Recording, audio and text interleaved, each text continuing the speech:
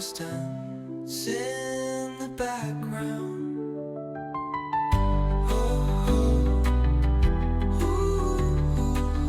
From gently joins in, adding warmth and depth. The strings soften, creating space for the flute's airily inquisitive melody. Light harps dance in the break.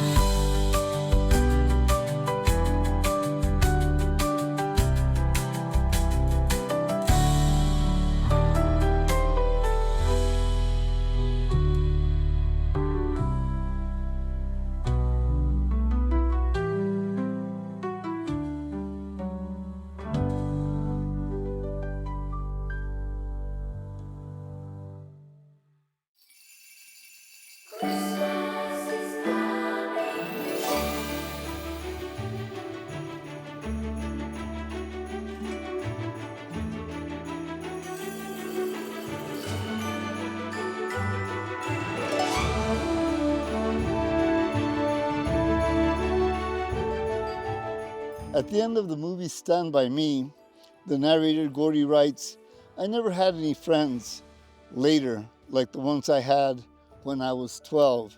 Jesus, does anyone?" The story I'm reading tonight is nonfiction.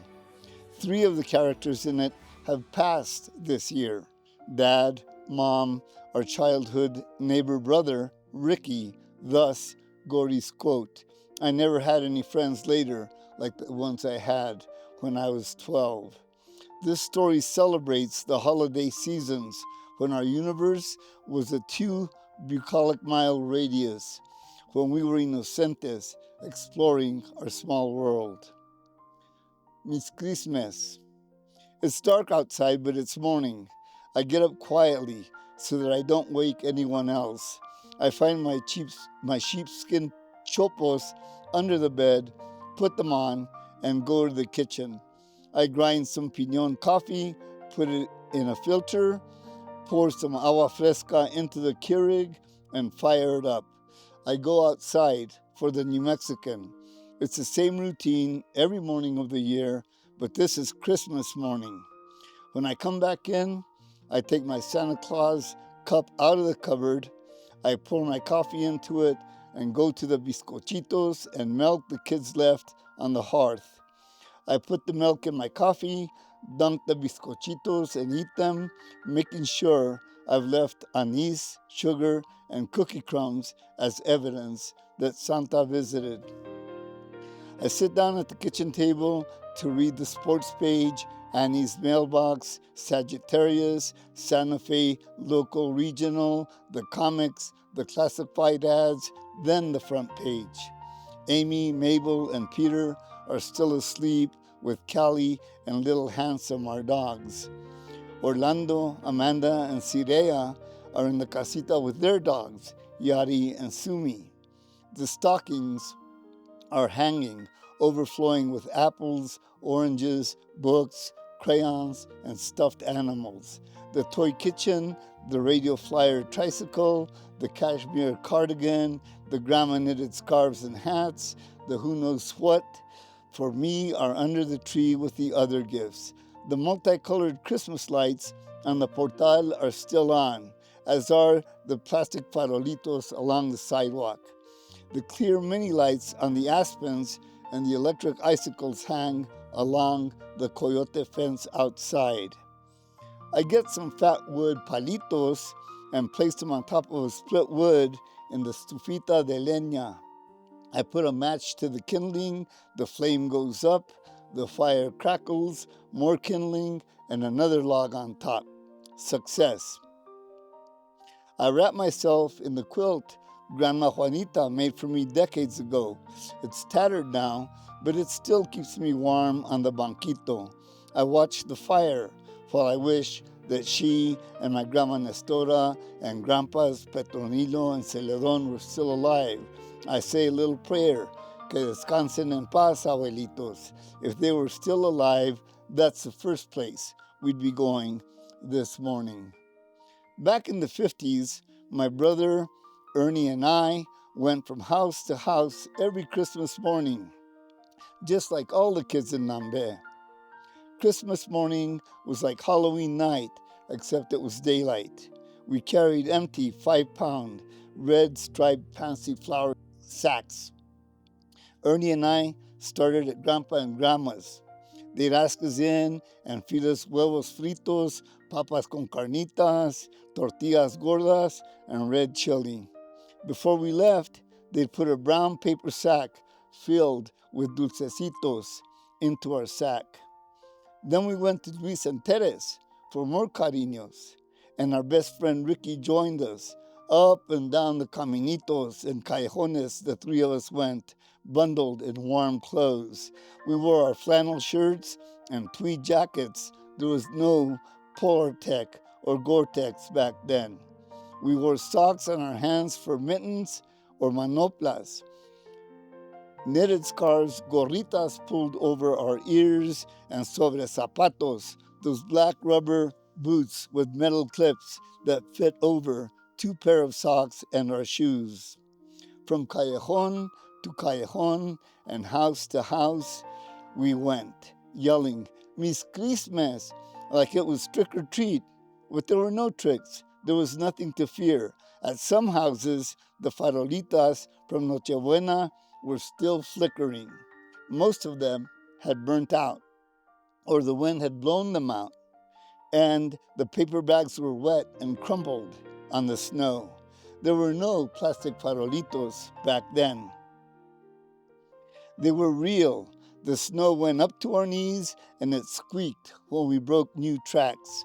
We pretended to smoke cigarettes as we blew vapor.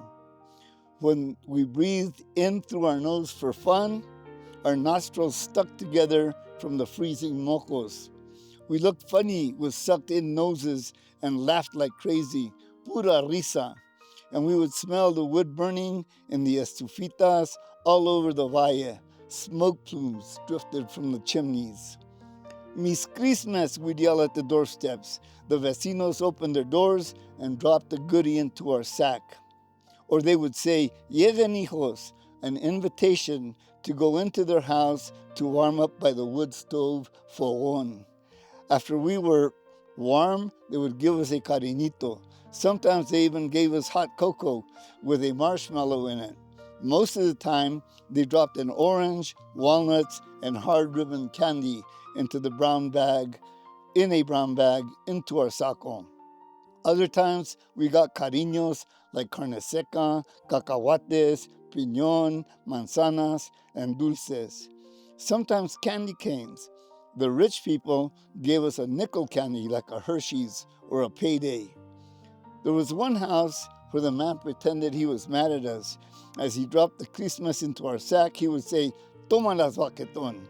We would laugh and run to the next house. Sometimes dogs ran with us, wagging their tails. Snow was suspended on the branches of the trees and the adobe paredes y tapias. Icicles hung from the canales and the tin roofs. They were nature's Christmas treat. We threw snowballs at them so they'd break off and fall down. We brushed them off and licked them unless they fell on yellow snow. The snowflakes shone like little stars in the white powder. The fence posts always had snow on top of them, like ice cream cones. The Sangre de Cristo mountains were crisp blue with snow white caps on them.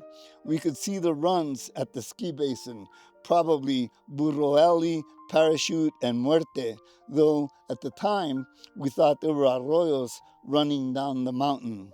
And we could see the white Águila facing northwest. Sometimes we heard a car trying to make it up a big hill. We could hear the tires spinning and the engine whining, and even if we couldn't see it, we knew it was sliding all over. When we got to the hill, we found the snow had been packed down by the fish-tailing car. There were black marks and ice where the tires had spun. We loved getting to the hill and sliding down it on máquina. We didn't know anything about skiing or snowboarding, but we could slide down a hill on madre. I once asked my father if they used to pedir mis Christmas in the olden days. His eyes lit up. Dad said the gente were very poor in the 30s, and the only presents they got were the Christmas. They didn't have gloves. They went from house to house with their hands in their pockets or under their jackets, yelling, Oremos, oremos, angelitos semos, venemos del cielo a pedir, oremos.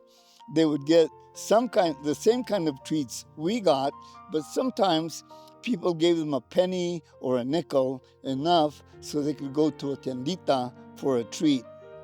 My dad was smiling while he was remembering. He said one time his padrino Luis dropped a pistolita into his sack.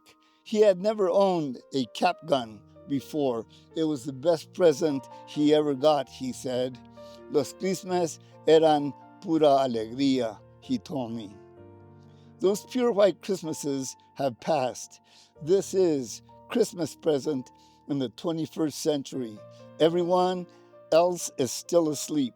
Daylight has melted the darkness away. I unwrap myself from Grandma Juanita's quilt. I go out to turn off the farolitos. I don't have to blow them out one at a time now, like we did in the good old days. I just pull the plug.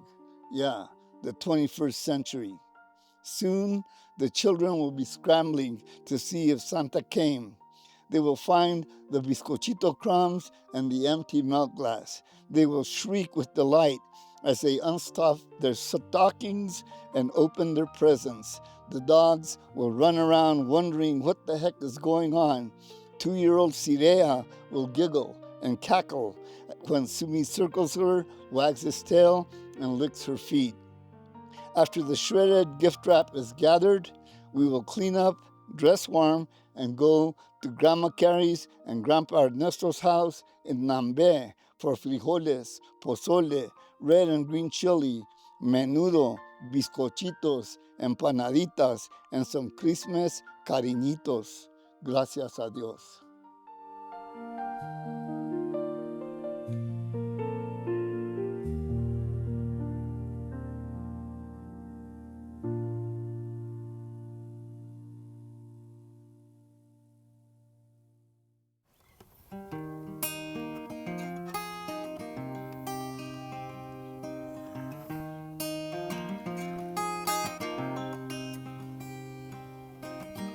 I woke up cold and out of touch.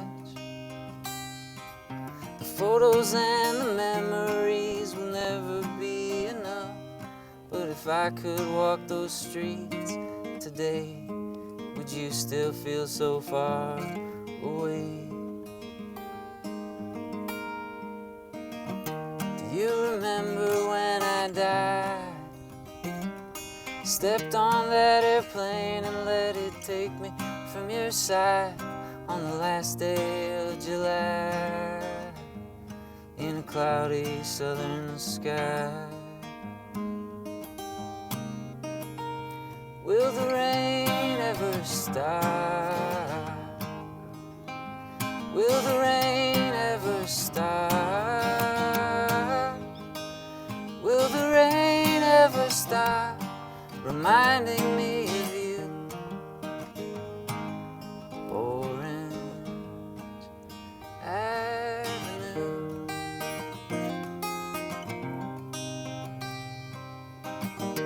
There was nothing I could do. I'd sit and watch the fire and rain of bullets fall on you. Oh, if God will send his angels down and wash the blood from your cold town. Will the rain ever stop? Will the rain ever stop? Will the rain ever stop reminding me of you? Orange Avenue. And I'm still drenched from the first time it rained on me.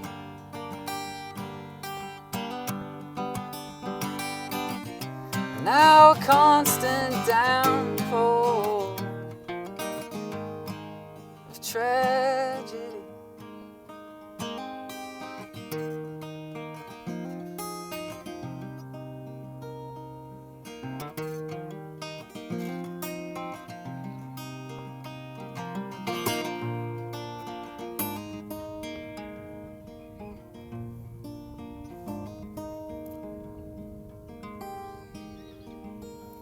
Will the rain ever stop? Will the rain ever stop? Will the rain ever stop reminding me of you? Orange Avenue.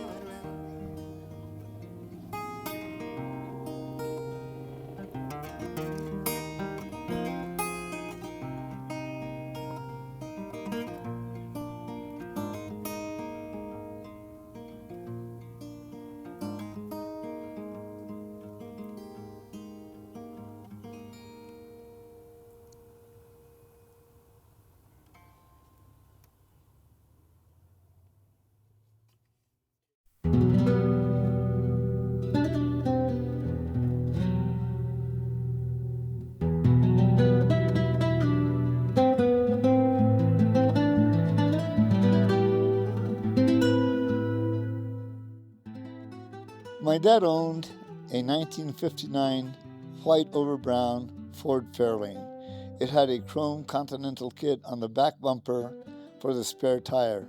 It was a lowrider over the back wheels.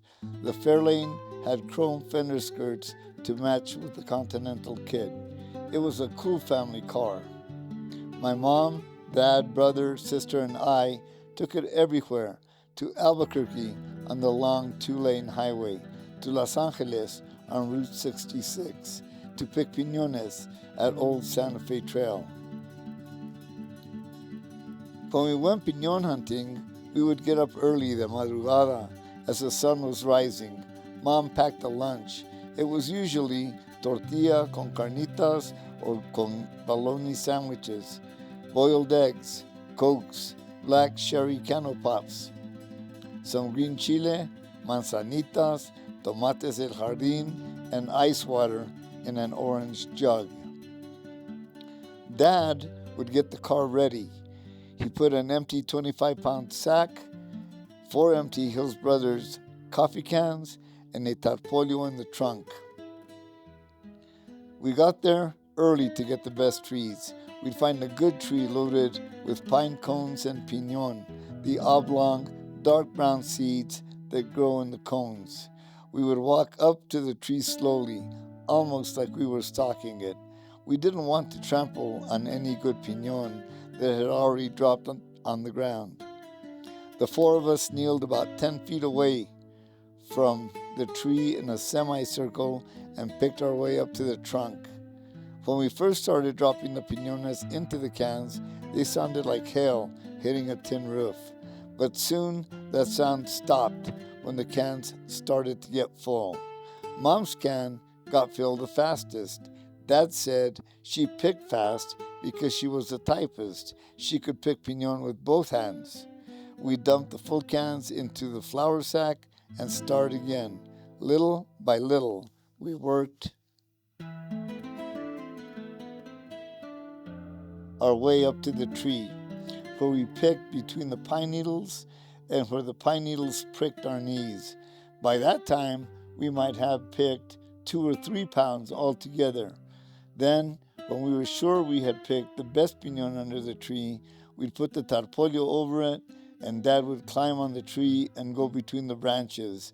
He would stand on one branch and grab another above him with both hands. He would shake like crazy, and it would start drizzling piñon and pine needles on the tarpolio. It sounded like rain falling on a tent in the forest. He'd do it to another 2 branches and another 2 until he had shaken the whole tree. We then picked all the good piñon from the tarpolio. After that, it was time for our boiled eggs and green chili snack. After breakfast, we would do another tree, and then it would be time for our tortilla con carnitas lunch. After lunch, we would do another tree or 2. until we got tired. One time, when we were picking piñón, my brother was digging around the roots of a tree with a stick. He found a hole under a root, and then we heard him yell, "Allah!" We ran over there and found that he had uncovered a squirrel's nest. It looked like there was a ton of piñón in there. I figured we'd have enough piñón for a couple of years, but Dad didn't take the squirrel's piñón. He made us cover the hole with branches instead. He said that squirrel had worked very hard to gather that much piñón. It was his family's food for the winter, and it wouldn't be fair for us to take it, Dad said. He made us cover it so no other piñón hunters would find it. After a day of juntando piñón, we load all our stuff on the fancy Ford Fairlane and go home. We usually went home with 10 to 15 pounds. At home, we would put the flour sack with the piñón in the broom closet. The next time we went piñón hunting, we took a new sack. We'd empty it into the other sack when we got home. Eventually, we'd end up with 2 or 3 25-pound sacks of piñón in the broom closet. That would be enough for the winter. On special nights, like on Sundays, when we watched Bonanza on TV, Mom would get a pound of piñón and put it in the sink to wash. All of the pine needles and dust and vano piñón would float to the top, and she would take it out of the water and with a paper towel and throw it into the garbage can. Then she would let the water out of the sink and turn on the faucet to rinse out the washed piñón. She would then put it on a cookie sheet and sprinkle salt on it while she warmed up the oven. Then she would roast it. The whole house would smell like roasting piñón. There was nothing better than eating warm piñón on a special night. The next day, my brother and I would take the leftover piñón to school in our pockets and eat it during class. It was almost like eating sunflower seeds, but it was a million times better. One time, a teacher tried to take my piñón away from me because I was annoying him by cracking it in class. I told him I wouldn't eat it anymore, but that wasn't good enough. He wanted me to give it to him. No way, Jose. I had worked very hard to gather that much piñón. I told him I wouldn't give it to him. He gave me a slip of paper and told me to go to the principal's office for disobeying. Whatever, ese. I ate more piñones and thought about that squirrel on my way to the principal's office.